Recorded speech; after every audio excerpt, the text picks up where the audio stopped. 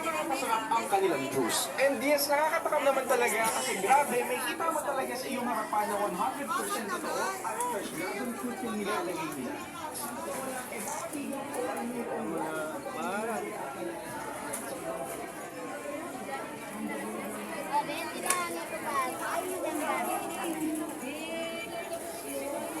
Kahit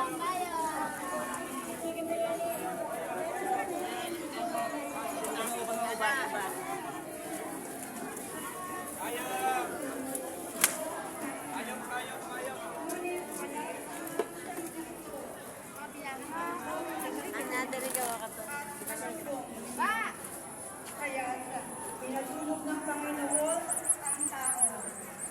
Samantala na hindi.